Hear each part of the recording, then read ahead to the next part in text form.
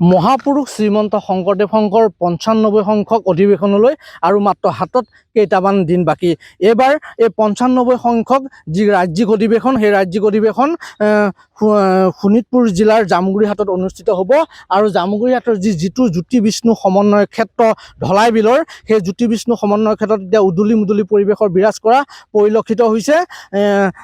অধিৱেশনলৈ হাতত মাত্ৰ কেইটামান দিন বাকী থকা অৱস্থাত ইয়াৰ যি মূল মণ্ডপ প্ৰতিনিধি শিবিৰকে ধৰি কাম কাজসমূহ ইতিমধ্যে পূৰ্ণগতিত চলি আছে।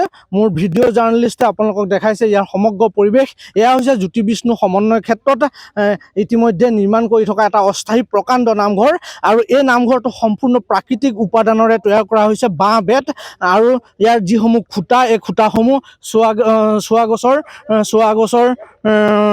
চোৱা গছৰে নিৰ্মাণ কৰা হৈছে। আৰু ইয়াত এইদৰে এতিয়া যি অস্থায়ী নামঘৰ নিৰ্মাণত এইদৰে শংকৰদেৱ সংঘৰ যিসকল সেৱক আছে, সেই সেৱকসকল ব্যস্ত হৈ থকা পৰিলক্ষিত হৈছে।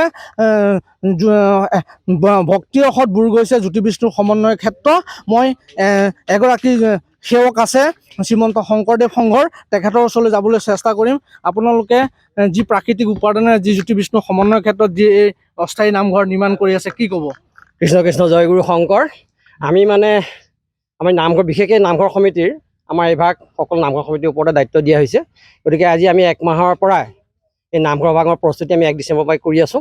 আৰু ৰাইজৰ সহায় সহযোগত ইয়াত সকলোৱে সহযোগ পাইছোঁ। অকল নামঘৰ সমিতি বুলিয়েই নহয়, আমি সকলোৱে সহায় সহযোগ ইতিমধ্যে আপোনালোকে দেখিছে নামঘৰ ভাগ হৈ উঠিছেগৈ। আৰু বাকী অকণমান আমাৰ অলংকাৰ লগাবলৈ বাকী আছে, গতিকে সেইখিনিও আমি কৰি আছোঁ। এয়া দেখিছে আমাৰ চাৰিদুৱাৰ সমষ্টিৰ তেখেতসকলতো আজি 10 দিনমান ইয়াতে আছে, তেওঁলোকে মিহি কামখিনি কৰি আছে চাৰিদুৱাৰ আঞ্চলিকৰ। গতিকে এনেদৰে আমাৰ কামখিনি হৈ আছে। আৰু ইয়াত আপোনালোকে দেখিছে চোৱা গছ, এয়া আমি গাঁৱৰ পৰা জয়সিদ্ধি দীপলুঙা এনেকৈ তাৰপৰা আমি নিজ হাতেৰে কাটি আনিছোঁ নিজে। ইয়াত কোনো মেচিনাৰী আমি ব্যৱহাৰ কৰা নাছিলোঁ।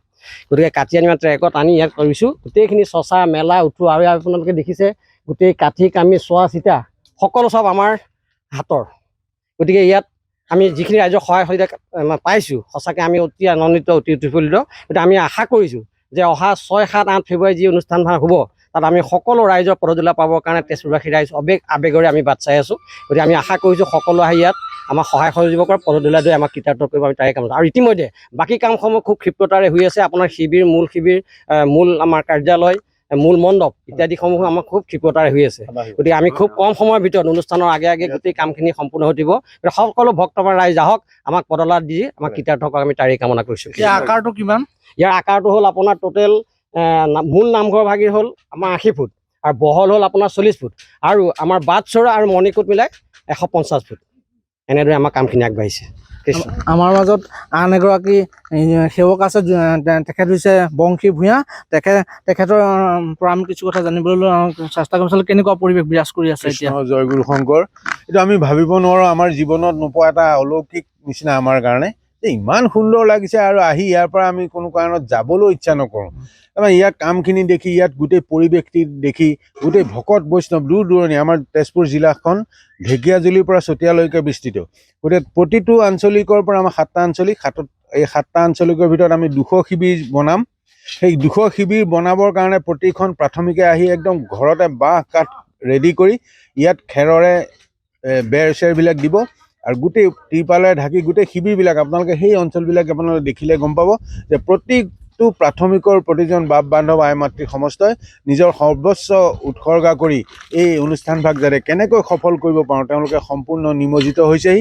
আৰু প্ৰভু ভগৱন্তৰ কৃপাত আমাৰ পূৰ্বপুৰুষসকলৰ কিবা পুণ্যৰ ফলত আমাৰ সপোনৰ এই 95 সংখ্যক এই অধিৱেশন ভাগ আমাৰ জামুগুৰিহাটত অনুষ্ঠিত হ'ব। ই আমাৰ কাৰণে কি বুলি ক'ম, ইমান পুণ্যৰ দিন। আমি নিজৰ মানৱ জনম সফল কৰি তুলিবলৈ আমি চেষ্টা কৰিম।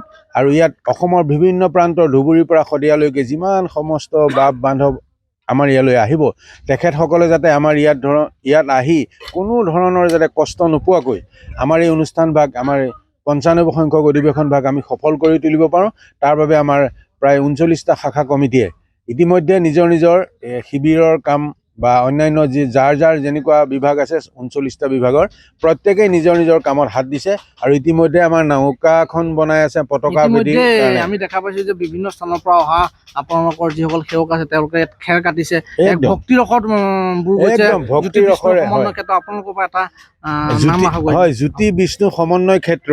এই জ্যোতি বিষ্ণু সমন্বয় ক্ষেত্ৰ বুলি কওঁতেই আমাৰ গোটেই অসমীয়া গাটো পিৰপিৰাই যোৱাৰ নিচিনা হয় আৰু ইয়াত বিভিন্ন আমাৰ জিলা বুলিয়ে নহয় বিভিন্ন জিলাৰ পৰা আহি ভকত বৈষ্ণৱ আহি ইয়াত নাম গুণ গাই খেৰ কাটিছে, নৰা কাটিছে, গোটেই পৰিষ্কাৰ পৰিচ্ছন্ন কৰিছে, গোটেই তাৰমানে গাই দিলে ভাল পাওঁ আপোনালোকে। উদুলি মুদুলি পৰিৱেশ আৰু কি বুলি ক'ম। হয়। এতিয়া আমি নাম এভাগ কৃষ্ণ ৰাম কৃষ্ণ ৰাম কৃষ্ণ ৰাম হৰি হৰি ৰাম কৃষ্ণ ৰাম কৃষ্ণ ৰাম হৰি হৰি রাম তেরম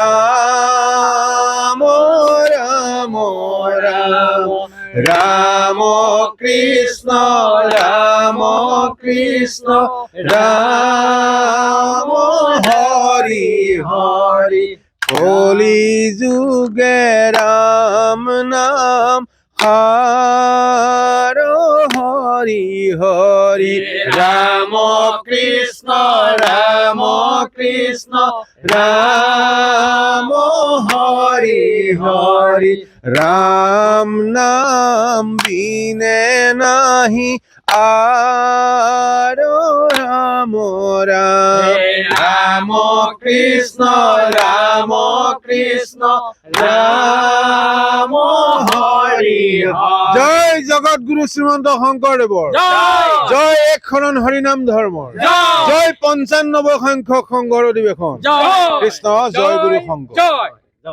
এইদৰে এতিয়া জামুগুৰিহাটৰ ঢলাইবিলৰ যিটো জ্যোতি বিষ্ণুৰ যি সমন্বয় ক্ষেত্ৰ সেই সমন্বয় ক্ষেত্ৰত এইদৰে শ্ৰীমন্ত শংকৰদেৱ সংঘৰ যি 95 সংখ্যক অধিৱেশন সেই অধিৱেশনক লৈ এইদৰে এতিয়া এক উদুলি মুদুলি পৰিৱেশ বিৰাজ কৰাৰ লগতে হৰিনামৰ ধ্বনিৰে এক প্ৰকাৰ মুখৰিত হৈ পৰা দেখিবলৈ পোৱা গৈছে।